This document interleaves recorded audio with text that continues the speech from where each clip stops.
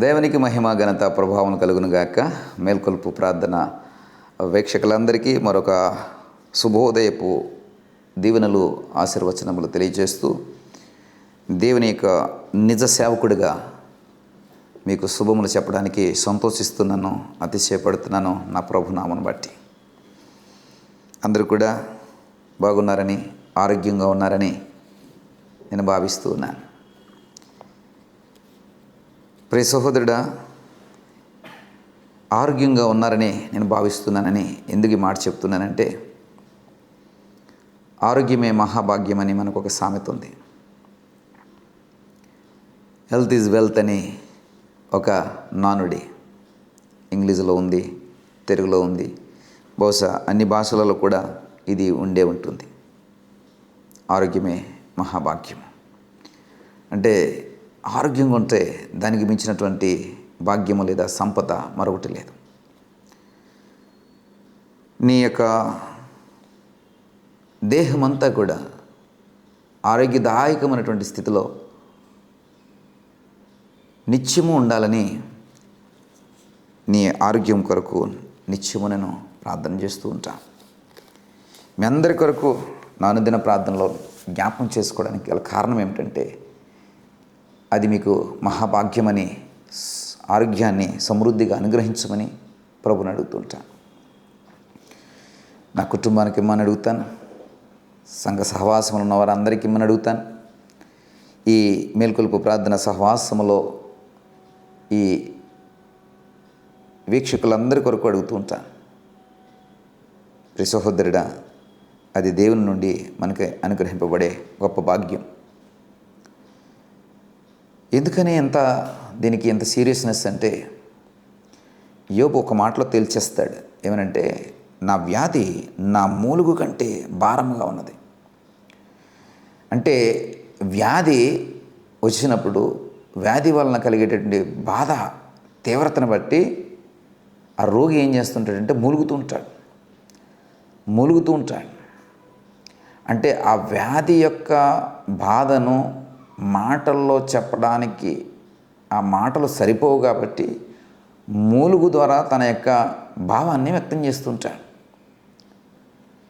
ఈ వ్యాధులు ఎలాగుంటాయంటే, ఈ వ్యక్తం చేసేటటువంటి ఆ భాష సరిపోక మూలుగుతూ ఉంటుంటే, ఆ మూలుగు కంటే కూడా అంటే ఆ వ్యాధి తీవ్రత ఎక్కువగా ఉందని యోబు అంటాడు. అంటే వ్యాధి కలుగజేసే బాధ, వ్యాధి వలన వచ్చేటటువంటి ఆ యొక్క బలహీనత, వ్యాధిని బట్టి కృంగిపోయే స్థితి, వ్యాధిని బట్టి మరి బలహీనపరచబడి, వ్యాధిని బట్టి మనశ్శాంతిని కోల్పోయి, వ్యాధిని బట్టి ధైర్యాన్ని కోల్పోయి, వ్యాధిని బట్టి నిబ్రతను కోల్పోయి, వ్యాధిని బట్టి మరి భవిష్యత్తును కోల్పోయి, వ్యాధిని బట్టి ఇంకెంతకాలం బ్రతుకుతామో అనే ఒక నిరాశ నిస్పృహను అలుముకుని భవిష్యత్తు మీద భరోసాను కోల్పోయి, ఇలాంటి పరిస్థితి వచ్చినప్పుడు నువ్వు ఎంత మూలిగితే ఏంటి లాభం? నీ మూలిగ కంటే కూడా వ్యాధి చాలా ఎక్కువగా ఆ కొలమానంలో కనబడతాం. అదే యోబు నాకు చెప్పాలని చూస్తున్నాడు. మరి ఇలాంటి మూలిగ ఎప్పుడన్నా నువ్వు మూలిగావా అంటే మూలగలేదని చెప్పాలి.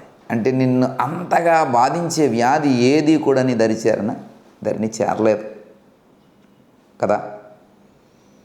అంతగా నీ మూలుగు ద్వారా వ్యక్తపరచలేనటువంటి వ్యాధి బాధలు నువ్వు ఎప్పుడైనా చూసావా అంటే చూడలేదని చెప్పలేము కదా.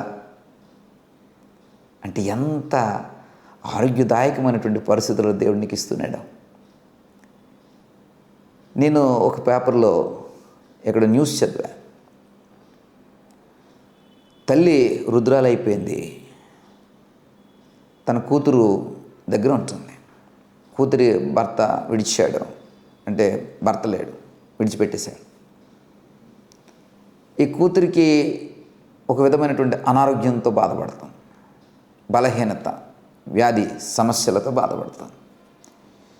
ఈ కూతురు కూలినాలి చేసుకుని తల్లిని పోషించాలా, తన యొక్క వ్యాధి సమస్యకు కావాల్సినటువంటి వైద్యానికి కావాల్సిన ఖర్చులు, మందులకు కావాల్సిన ఖర్చులు సంపాదించుకోవాలా. ఆ ఇంట ఈ ఇంట ఈ పాసి పని అంటుంటారు కదా, గిన్నెలు తోముతూ లేదా ఊడుస్తూ చేసే పనులు ఉంటాయి కదా, పనమ్మాయి లాగా, పనమ్మాయి.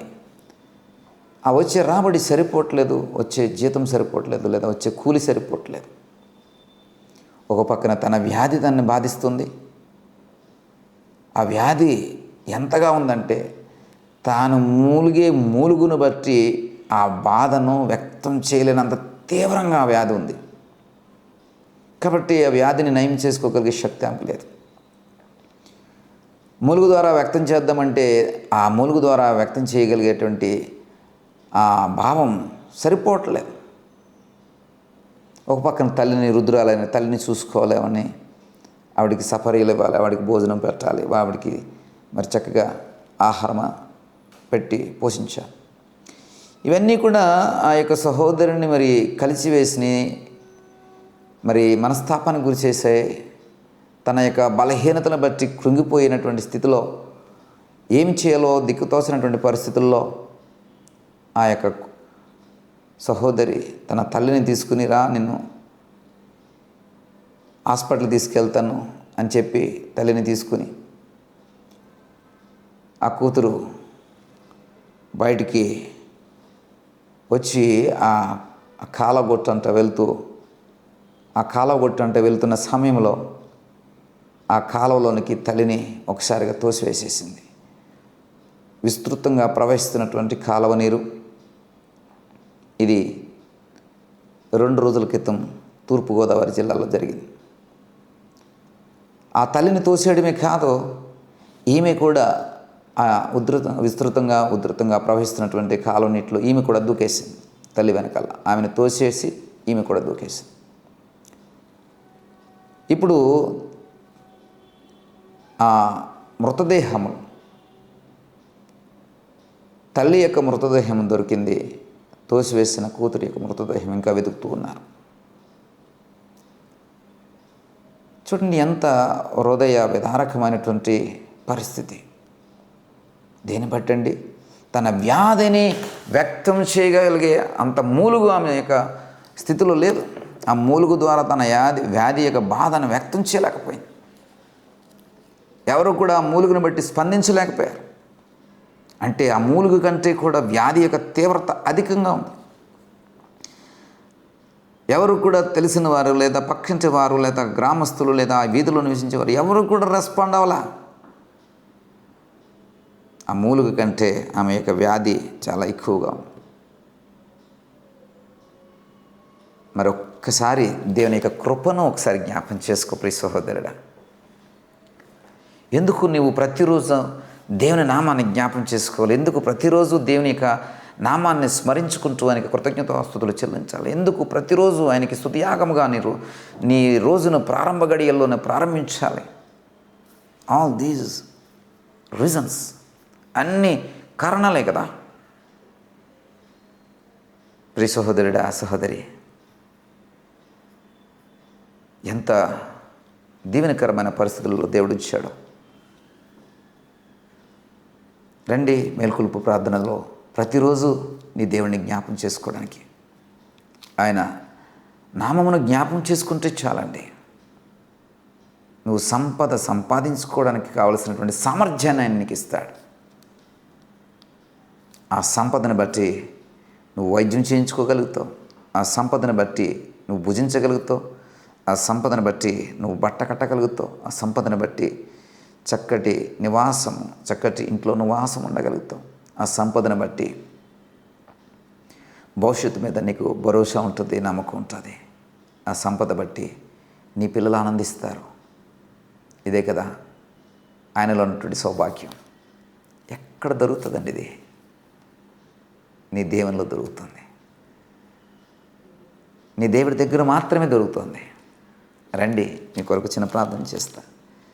దయగల దేవా, కృప కలిగిన దేవా, ఇదిగో నీ వాక్యం ద్వారా నీ బిడ్డలను దర్శించినందుకే స్తోత్రాలు. అవును నాయన, అనేక మంది తమ వ్యాధిని బట్టి మూలుగుల ద్వారా వ్యాధి బాధను వ్యక్తం చేసుకోలేక మరణం పాలవుతున్నారు. ఇదిగో ప్రభా, మమ్మల్ని అయితే మీరు క్షేమముగాను మీ కృపా సమృద్ధిని బట్టి మమ్మల్ని సుఖవంతమైనటువంటి జీవితంలో ఉంచారు బాబు. మీకు స్తోత్రాలు. ఈ మేల్కొల్పు ప్రార్థన ద్వారా మీరు మాతో మాట్లాడిన ప్రతి మాట కొరకే స్తోత్రాలు. మీ చేతులకు అప్పగించుకుంటున్నాం. సమస్త మహిమ ఘనత ప్రభావం మీరే పొందుకునమని యేసు వారి నామమును బట్టి ప్రార్థించి పెట్టుకుంటున్నాం తండ్రి. ఆమేన్.